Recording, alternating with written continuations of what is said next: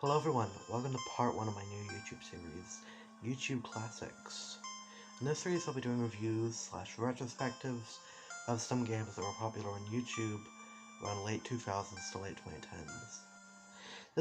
In this video I'll be covering the hit 2015 indie game Undertale.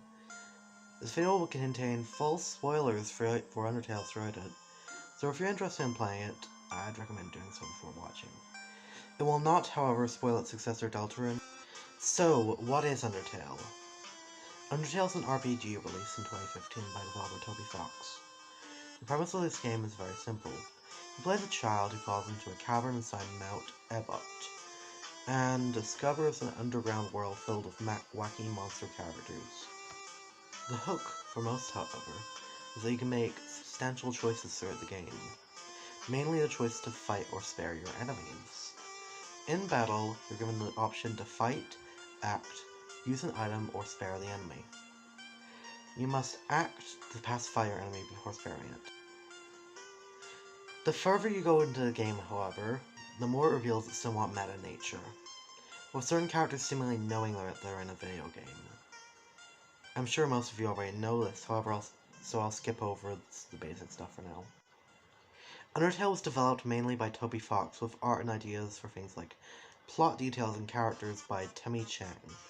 It was financed for a Kickstarter campaign that started on June 25th, 2014, with a goal of $5,000 US.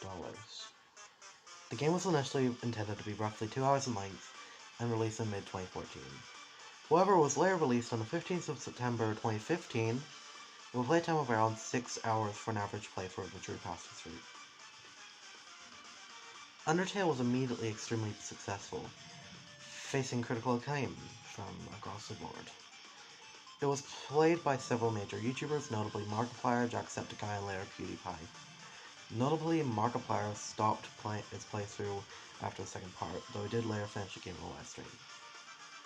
It quickly grew into what many people acclaim as, quote, the greatest game of all time, although I personally feel that those claims may have contributed to the idea that the game was, quote, overrated that came later. Speaking of which, the game also took a lot of backlash from people who felt it was overhyped and overrated. To some extent, I would agree that the game was overhyped, being called the greatest game of all time, and over various claims. But I feel it's rather immature of people to go right to the other extreme and claim it was terrible. Now, of course, most people who didn't like the game had completely valid criticisms and preferences, and they were civil and reasonable when discussing it. But a vocal minority was, shall we say, less pleasant. I feel the Undertale fandom's toxicity, specifically in the early days, has been done to death by now. I won't spend too much time on that. Instead, I want to focus on the less often called out, but still extremely toxic, hate base of the game. Some people loved Undertale, but a lot of people also didn't. Like with anything. But in the age of the internet, you will often see a case like this one, where many will take extreme sides instead of forming their own opinion. Undertale was hated mostly for its fanbase.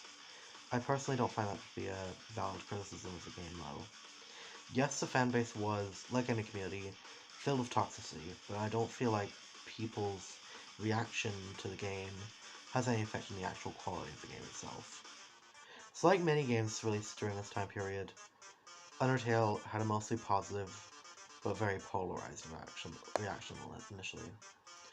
Over time, the fandom seems to have matured for the most part, although many people still had a bad perception of the game. The hate base isn't really around nowadays, thank God. Now here's the real meat of the video. Does Undertale still hold up after all the hype has died down? Well, things like reviews on platforms like Steam are overwhelmingly positive, but allow me to be subjective for a moment here and give my own thoughts on the matter. As of writing the script, I just finished the True Pass-Through for the first time in months.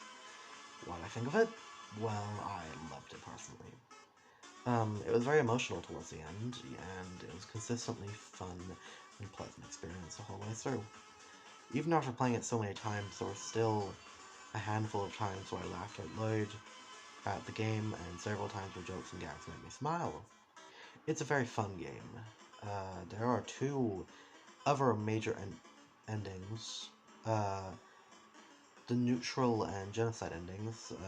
Neutral is very standard and not particularly satisfying, but it has the Omega Flowey boss fight, which is a standout moment of the game. The genocide route, however, is very different to the other two routes of the game. To get it, you must go out of your way to grind and kill every single possible enemy you encounter to continue the path. Every boss fight can be ended in 1 minute, except for 2. The Undying the Undying fight and Sans fight are excruciatingly difficult and come out completely out of nowhere. This is the worst way to play the game. The music is distorted and eerie most of the game. The humor is gone completely. The character deaths are heart-wrenching and leave you riddled with guilt. And most importantly, there's no fun to be had in the entire route. It's intentionally designed to be the most unappealing way to play the game, to leave you angry, empty, and sad. It does an incredible job at what it sets out to do.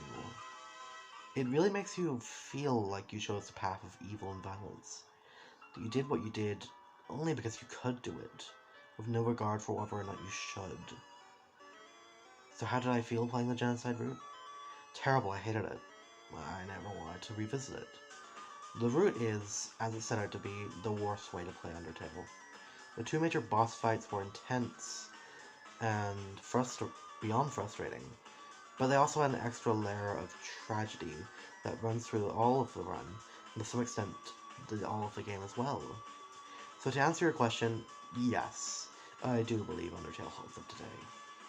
It was overhyped when it first came out, but I would never call it overrated.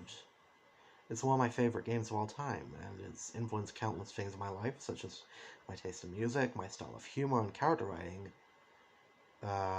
If you went through this whole video and still haven't played Undertale, I'd advise you play it.